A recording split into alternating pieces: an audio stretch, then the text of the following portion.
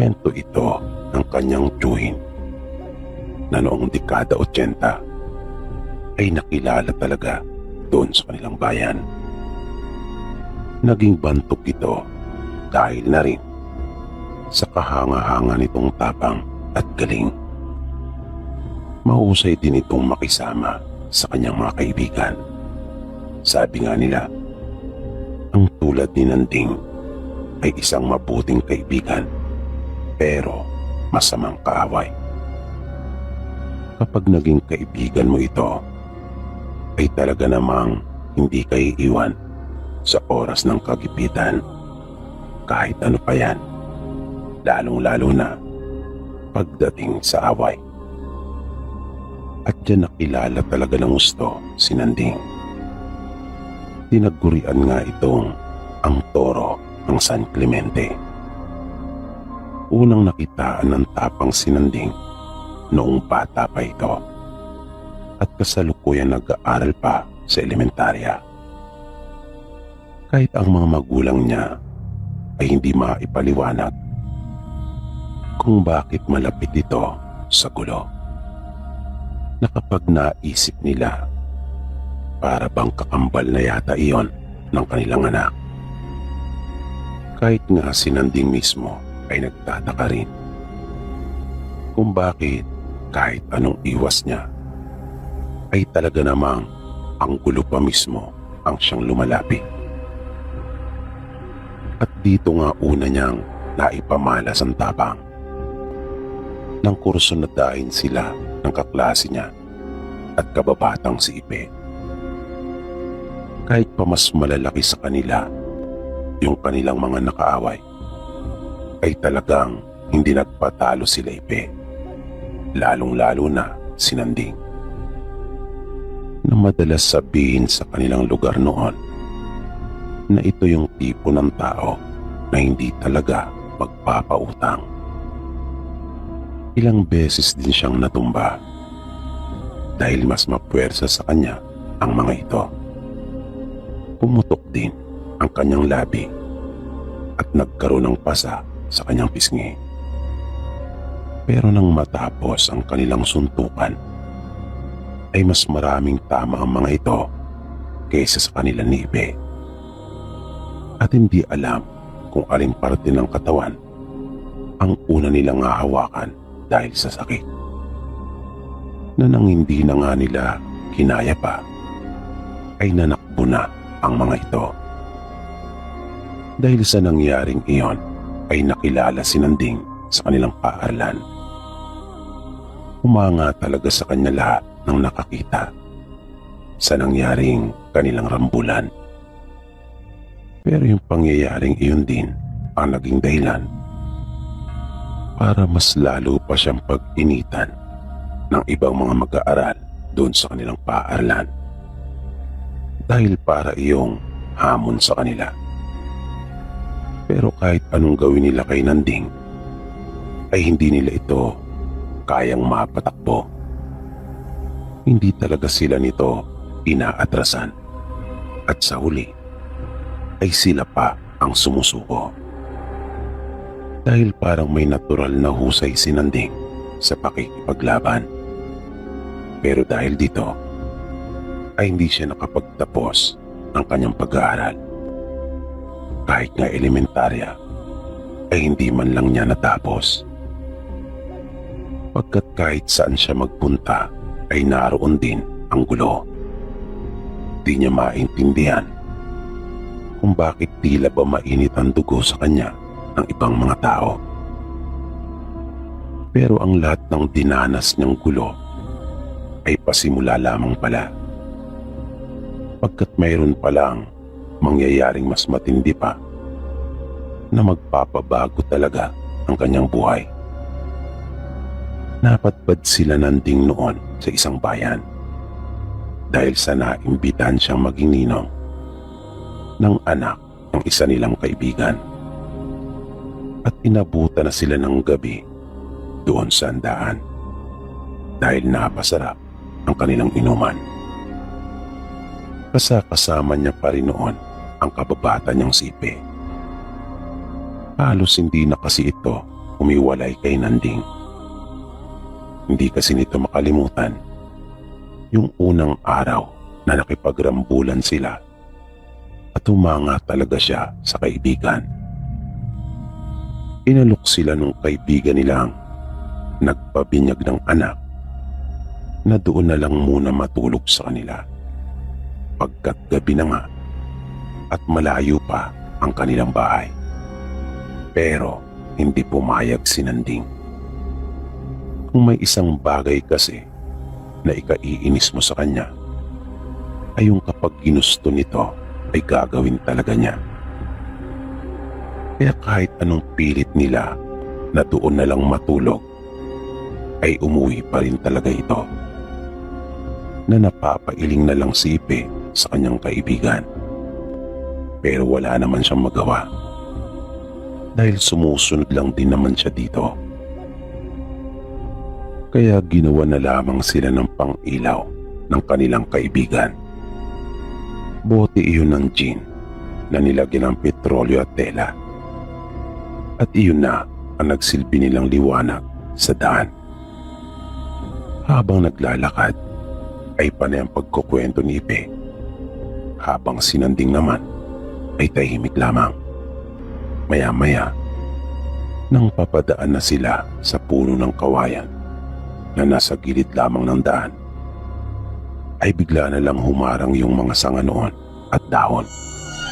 Kung kaya, natigilan silang dalawa. At kaya pala tahimik lamang na naglalakad si Nanding at hindi umiimik sa kahit anong sabihin ni Ipe, ay nakakaramdam na pala ito ng hindi maganda. Agad na napahawak si Nanding sa kanyang likurang bulsa at kinapa ang kanyang balisong. Ngunit nang wala naman siyang nakitang naroon sa kanilang unahan at tanging mga sangat dahon lamang ng kawayan, ay hindi na niya iyon binunot ng tuluyan. Napatingala pa nga silang dalawa pero wala din silang nakita. Kung kaya, nagpasya na muli silang lumakad. Pero hindi na talaga nagugustuhan ni Nanding yung kanyang nararamdaman. Para talaga kasing may kakaiba. Kaya tahimik lang siya naglakad. At pinatalas pa ang kanyang pandinig at pakiramdam. Nang bigla na lang, napailag si Nanding. Nang may maramdaman siya, nakita niyang tumilapon si Ipe at bumagsak din sa lupa ang hawak nitong pang-ilaw. Buti na nga lang at hindi iyon nabasag. Mabilis siyang nilapitan ni Nanding upang tulungan. Pero napansin niyang nawalan na ito ng malay. Nagtaka si Nanding kung ano kaya yung malakas na pwersang iyon na tumama sa kaibigan niya at naging dahilan para mawalan ito ng malay. Dinampot niya ang ilawan at inilawan ng paligid. Mabilis niya ring iginala ang kanyang mga mata. Pero nakapagtatakang wala siyang nakita. Muli niyang tiningnan ang kababata at sinubukan itong gisingin pero wala talaga. Tila ba mahimbing na ang pagkakatulog nito. Hanggang sa may napansin siyang papalapit sa kanila. Kung kaya, dahan-dahan niyang iniangat ang kanyang ulo. At nakita niya ang isang matandang lalaki. Ang haba ng buhok nito at puting-puti. Mayroon din itong mahabang balbas at bigote. At nakatingin sa kanya ng nakakainsulto na nakangisi pa. Nang walang sabi-sabi itong sumugod kay Nanding. Kaya nagulat siya at hindi iyon napagandahan. Pagkat hindi niya talaga inaasang gagawin iyon ng matanda. At upang makaiwas ay inihiga na lang niya sa lupa ang kanyang katawan. At nakita niyang lumampas sa kanya yung matanda. Nagtaka siya pagkat napakabilis nito, lalong-lalo na para sa kanyang edad. At nakita niyang muli na naman itong susugod, kung kaya dumapa naman siya. Pero laking gulat niya nang huminto ito sa kanyang tabi at namalaya na lamang niyang nakaangat na siya sa lupa. Binuhat siya nito na para bang baliwala lang iyon sa matanda. Kaya namangha talaga si Nanding. Pero hindi niya nagustuhan ang sunod na ginawa nito, pagkat bigla siya nitong inihagis at gumulong talaga siya sa lupa. Kanya pa ngang nalasaan iyon, pagkat literal siyang napalik sa lupa dahil sa ginawa nung matanda sa kanya. Naramdaman niya kaagad ang sakit sa kanyang katawan. Pero dahan-dahan siyang tumayo at siya naman ang biglang sumugod. Niyapos niya yung matanda sa bewang at kanyang pinagtagpo ang dalawang kamay sa likod nito.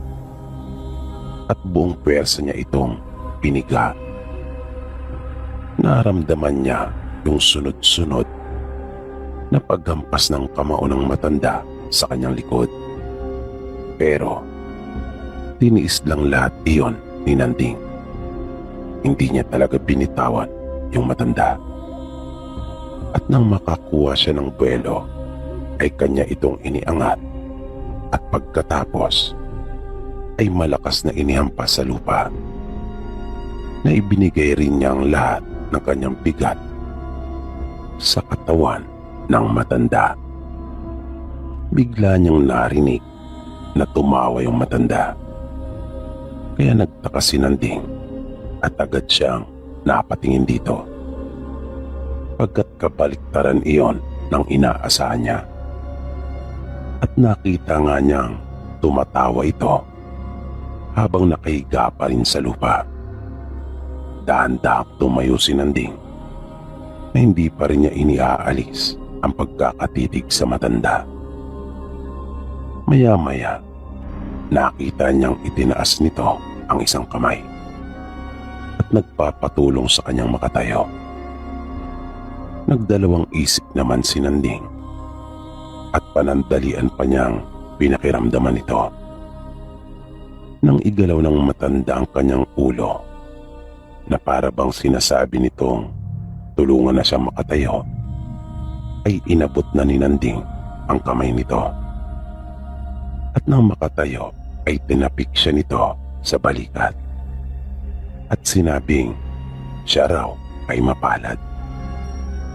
Nagtaka naman si Nanding sa tinura ng matanda. Nang mapansin ng matanda na puno ng katanungan ng kanyang muka, ay bigla nitong hinawakan ang suot na kwintas. Napatitig naman si Nanding sa bagay na iyon, isa iyong medalyon, at sinenyasan siya nitong yumuko at isinuot iyon sa kanya nung matanda.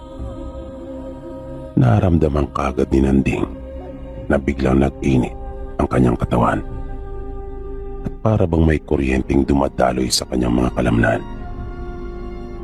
Kanyang hinawakan at pinagmasdan ng medalyon. Nang tatanungin niya sana yung matanda kung para saan iyon, ay naglaho na ito. At kahit saan ibaling ni Nanding yung kanyang paningin, ay hindi na niya ito matagpuan. Pero narinig niya ang isang boses na animoy nagmula sa isang yungib na sinasabing kanyang pakaingatan ang medalyon at gamitin lamang sa kabutihan.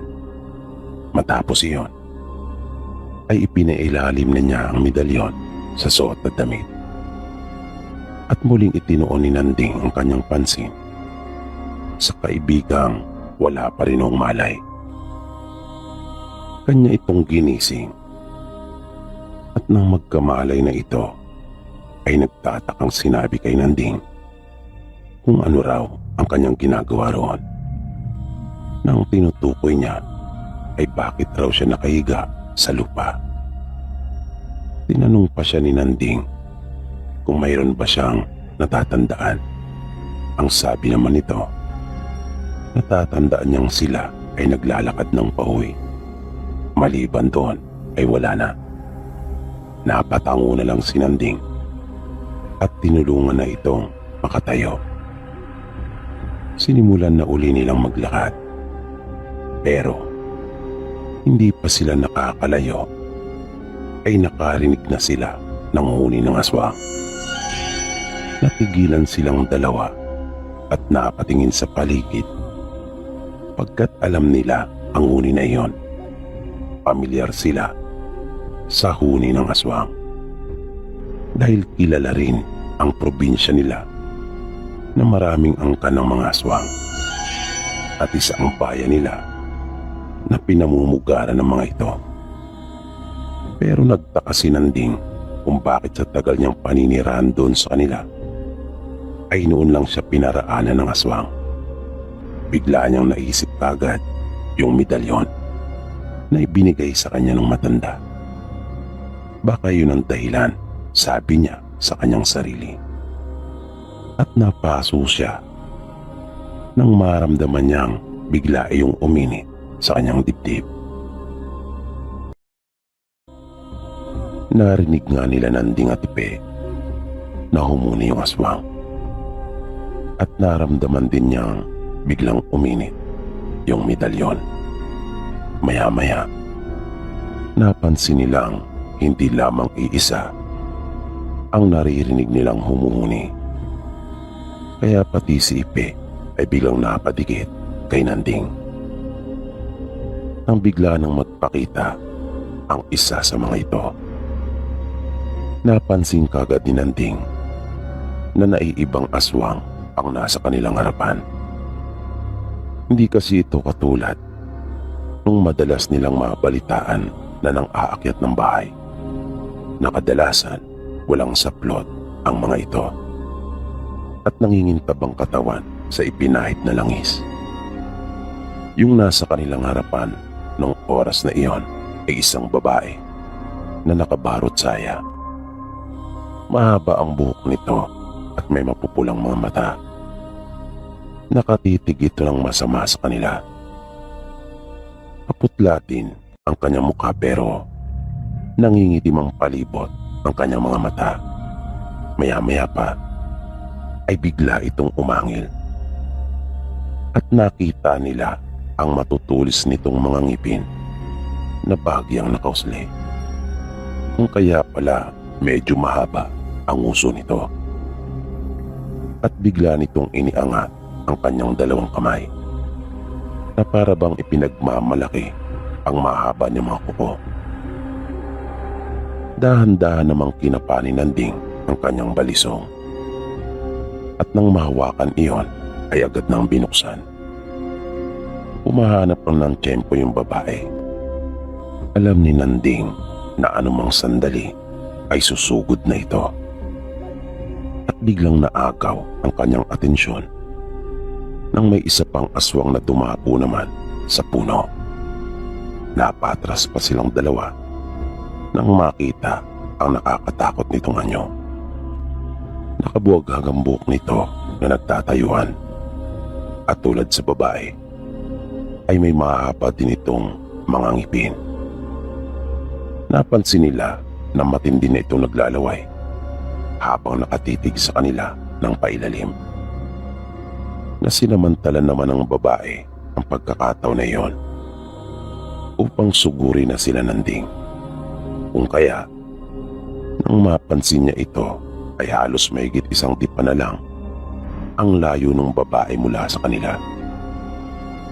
At bago pa magawang makaiwas ni Nanding ay huli na. Nakita niya ang matutulis na mga ngipin nito at handa na siyang sakmalin. Kung kaya, wala na siyang nagawa pa kundi ang iangat na lang ang isa niyang braso upang gawing panangga. Naramdaman ni Nanding yung mga ngipin ng babae nang kagatin siya nito. Pero kasabay noon ay inundayan niya rin ito ng saksak. Nakita niyang nagulat yung babae at nanlaki ang mga mata na agad bumitaw sa braso ni Nanding. Napatingin yung babaeng aswang sa kanyang sugat at nakita nitong umaagos mula doon ang dugo. Napasigaw naman yung isa na nasa puno at galit na galit. Hinawakan ng babae yung kanyang sugat at mabilis na lumayo. Hindi naman na ito sinundan pa ni Nanding. Pero bigla siyang tinalon ng aswang na nasa itaas. Buti na lang at mabilis niya iyong nailagan. Iniba ni Nanding ang kanyang pagkakahawak sa balisong. At nang makita niyang susuguri na siyang muli ng aswang, ay mabilis niyang iniangat ang kanyang kamay na may hawak na patalim. Tamang-tama namang parating na yung aswang at nakabuka na ang malaking bibig nito. Ibinigay muli ni Nanding ang kanan niyang braso at iyon ang kinagat ng lalaki. Kasabay noon ay itinarak naman ni Nanding ang kanyang balisong sa balikat ng aswang malapit sa may leeg.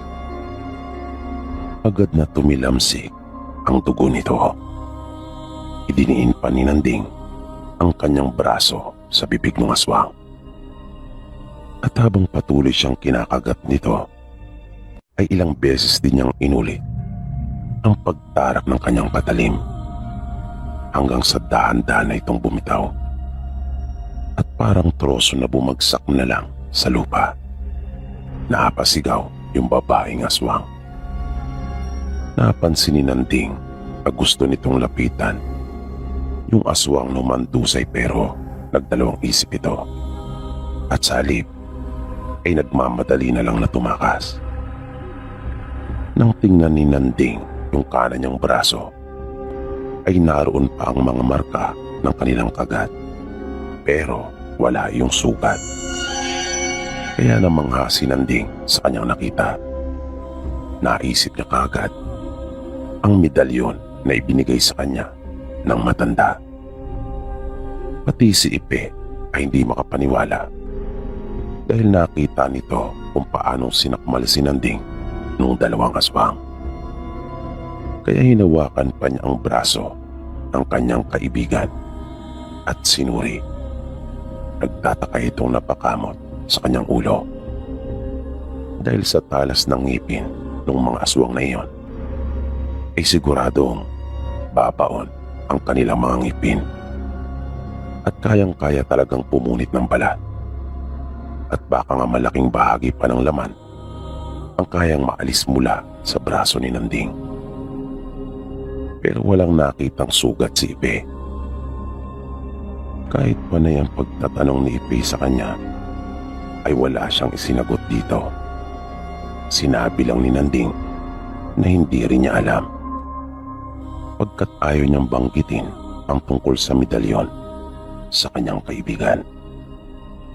Bago nila nilisan ang lugar, ay hinila nila yung bangkay ng lalaki papunta sa may malalim na bahagi sa gilid ng daan. Nilagyan nila iyon ng mga tuyong dahon ng nyog at sanga. Pagkatapos, ay binuhusan nila ng kaunting petrolyo at sinindihan. Mabilis yung naglagablab at nagliwanag bigla ang paligid. Matapos nilang gawin iyon, ay umalis na sila at naglakad ng pauwi. Habang nasa daan, ay pilit pa rin binabalik-balikan ni Ipe yung mga nangyari. Nang sumunod na araw, habang naroon si Nanding na nakaupo sa labas ng kanilang bahay, ay bigla siyang may naisip. Pumasok siyang sandali at paglabas ay may hawak na siyang itak. Naupo siyang muli sa bangko at tinugot ang itak mula sa lalagyan nito. huminga siya ng malalim. At pagkatapos ay tinaga niya yung kanyang braso. Nakita niya nagkaroon iyon ng guhit. Bumakat yung itak pero hindi siya nasugatan. Ilang beses niya yung inulit at natuwa siya sa naging resulta. Sinubukan naman niyang hiwain ang kanyang braso pero hindi pa rin tumalab yung itak. Dahil doon ay inilabas niya yung kanyang medalyon at pinagmasdan niyong mabuti. At nagpasalamat na naapa sa kanya iyon. Makalipas ang ilang araw, nayaya naman si Ipe sa isang handaan. Kaya kanyang isinama si Nanding. Bali sa kabilang baryo lang ito. Pasado 2:00 na nang dumating sila. At naabutan pa nila yung ibang taong nagkakainan, habang yung iba naman ay mga nag-iinuman na. Pinakain muna silang dalawa nung may bahay. Habang kumakain sila, ay nakita ni Ipe yung kakilala niyang nag-imbita sa kanya doon. Nagkawayan silang dalawa at sinenyasan siya nito na pagkatapos silang kumain ay pumunta sa kanilang umpukan upang doon sa kanila makipag-inuman. Tumango naman si Ipe. Si Nanding naman ay panay ang tango sa bawat taong nakakakilala sa kanya at bumabati. Nang makatapos na silang dalawa, ay nagpunta sila doon sa kakilala ni Ipe at pinaupo sila ng mga ito. Pagkaupo ay tinagayan na sila ng tanggero. Hindi naman tumanggi si Ipe pero si Nanding ay sinabing maya-maya na pagkat magpapababa lang muna siya ng kinain.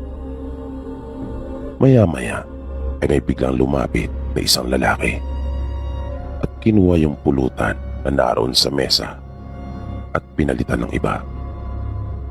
Hindi naman yun masyadong binigyan ng pansin ni Nanding pero pinapakiramdaman niya yung kanilang mga kaharap sa inuman dahil naramdaman niyang uminit yung kanyang medalyon. Unti-unti na rin kasing naiintindihan ni Nanding yung anting na suot niya na kapag iyon ay uminit, ang ibig sabihin ay may nagbabadyang panganib. Kaya tahimik lang siyang nakiramdam. Ngumingiti siya sa mga nakakatawang sinasabi at nakikinig din siya sa bawat nagsasalita. Pero minamatyagan niya silang lahat hanggang sa alukin siya ng isa nilang kainuman ng bagong pulutan na inilabag. Tumanggi naman si Nanding at sinabing siya ay busog pa.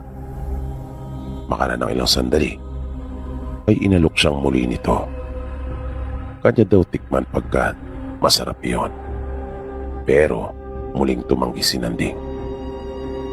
Sa ikatlong pagkakataon ay nakulitan na siya at masama na ang kanyang kutob. Pero pinagbigyan niya ito at nagulat siya ng kanya itong malasahan para iyong panis na pagkain. Pero ayaw niyang ipahalata na may napapansin na siya, kung kaya nagkunyari siya na kanya iyong nilunok. Pero pinanatili lang niya iyon sa gilid ng kanyang bibig. Maya-maya ay nakita niyang hinawakan ni Ipe yung kutsara at tumikim din ng pulutan na iyon. Pasimpleng kinalabit ni Nanding si Ipe at pagkatapos ay bigla siyang tumayo at nagpaalam sa kanilang mga kainuman. Sinabi niyang iihi lang siya. Makara ng ilang sandali ay sumunod na rin sa kanya si Ipe. Naabutan niya si Nanding na umiihi. Tinanong siya nito kung ano yung lasa ng pulutan. Nagtaka naman ito dahil nakita niyang una itong tumikim kaysa sa kanya. Sinabi ni Nanding sa kanya na iba kasi yung kanyang panlasa doon sa pulutan. Sabi ni Ipe, masarap naman yung lasa Kaya nagtaka si Nanding kung bakit iba ang kanyang nalasahan. Sinabihan niyang kaibigan na huwag nang kumain noon dahil masama ang kanyang kutob. At kanya pang ipinakita sa kaibigan yung pulutan na iniluwa niya. Pagbalik nila doon ay hindi na nga muling kumain si Ipe ng pulutan na iyon. Kahit anong pilit sa kanila ay hindi na talaga sila kumuha. Maya-maya, inabutan na si Nanding ng baso na may lamang alak nung lalaking pumipilit sa kanya na kumain ng pulutan. Pag-abot ni Nanding sa baso ay bigla yung kumulo at bumula. Umawas yung bigla at maya-maya pa'y bigla na lang pumutok ang baso. Nagulat ang lahat na nakarinig at nakakita noon. Lalong-lalo na yung lalaki na nag-abot kay Nanding. Tinitigan ito ni Nanding ng masama nang bigla itong bumunot ng itak na nasa kanyang tagiliran. Mayroon pala itong itak na itinago doon. Kaya naisip kagad ni Nanding na may plano pala talaga itong masama sa kanila. At tsak niyang hindi lang nag-iisa yung lalaki. Buti na nga lang at naging maagap si Nanding. Bago pa maitaga ng lalaki yung kanyang itak, ay bumaon na sa kanyang dibdib yung palisong ni Nanding na kanya na iyong binuksan bago pa sila bumalik sa inuman. Na kanya lang binalutan niyo ng tela na kanyang pamunas. Kung kaya, walang kamalay-malay yung kanilang mga kaharap. Agad na bumagsak yung lalaki sa kanyang kinauupuan at bumulwak ang dugo mula sa kanyang dibdib.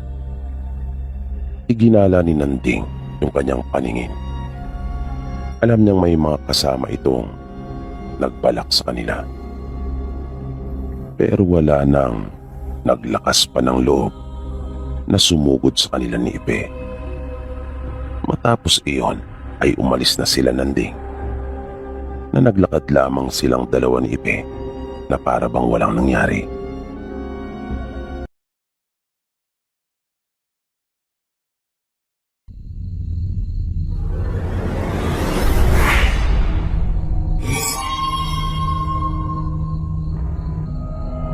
Minsan, bigla na lang nagkagulo sa kanilang paaralan at mabilis na kumalat ang balita. Kung kaya, marami sa mga estudyante ang lumabas ng kani-kanilang mga silid at sinubukang makiusyoso. Nakita ni Virgie na maraming mga tao ang naroon sa may pintuan ng tanggapan ng kanilang punong guro. Naroon ang ilang mga guro, mga tagapaglinis at mga mag-aaral. Noong una ay hindi gaano binigyang pansin ni Virgie ang kaguluhang nangyayari. Nakontento na rin siya na nakatingin sa mga taong nagkukumpulan doon sa tanggapan ng punong guro. Ngunit, nang isa sa kanyang kamag-aral ang lumapit at sinabing ang dahilan ng kaguluhang iyon ay ang pinsan niyang si Esme, ay bigla na lang pumabog ng napakalakas ang kanyang dibdib at nag-alala para sa kanyang pinsan. Pagpapatuloy pa ng kanyang kamag-aral, hindi na umano nakabalik pa si Esme sa kanilang silid. May isang mag-aaral ang nagsabi na sumama ito sa isang lalaki at nakitang lumabas ng kanilang paaralan. At dahil sa kinutuban ng hindi maganda yung mag-aaral, kung kaya mabilis nitong isinumbong sa kanilang guro ang kanyang nakita. Napansin kasi niya na para bang wala sa sariling katinuan si Esme. Na tila pa masaya pa itong nakikipag-usap sa lalaki at walang pagtutol na sumama. Gayong hindi naman niya ito nakikilala Dahil doon ay nagpasya ang pamunuan ng paaralan na ipagbigay alam kaagad sa mga magulang ni Esming ang nangyari. Gayon din sa mga opisyal ng barangay.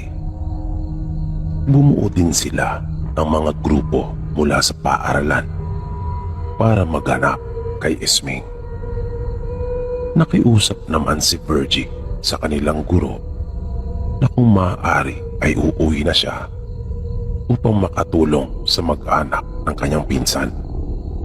Kaya nagpaalam siya at pinahintulutan naman ng kanilang guro.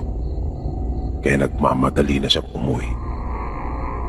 Pagdating niya sa kanila ay agad niyang ibinalita sa kanyang mga magulang at kapatid ang tungkol sa nangyari sa kanyang pinsan na si Esming.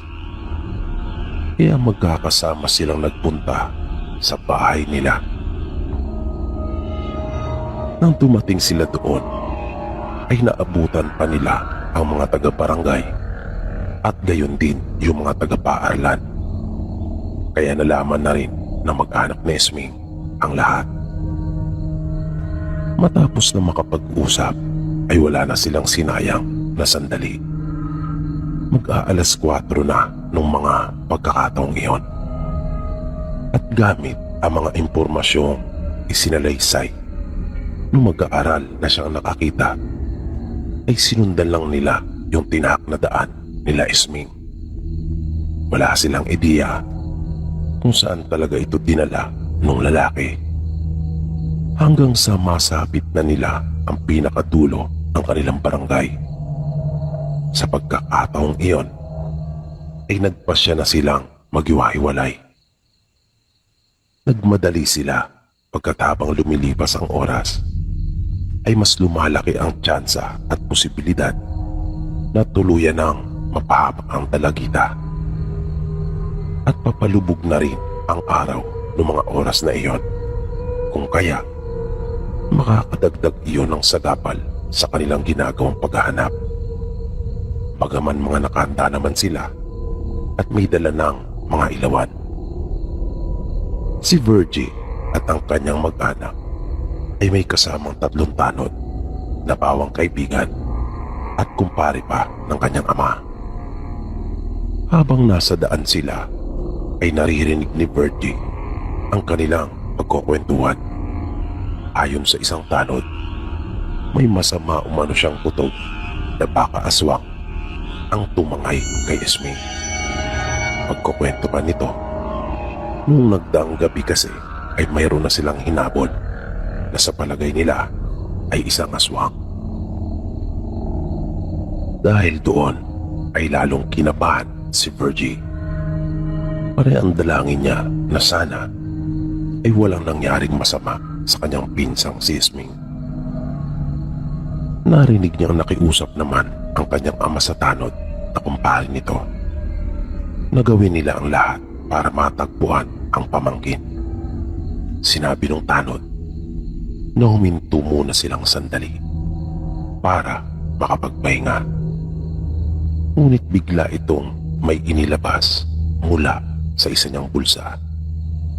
Hindi malinaw sa kanila kung ano yung bagay na iyon na natatalian, pagkat nababalot iyon ng isang tela na kulay itim. At nang kanyang iladlad ang tali noon, ay bumitin ang nasabing bagay. At napansin nilang para itong may sariling buhay na kusang gumagalaw habang nakaturo sa lupa.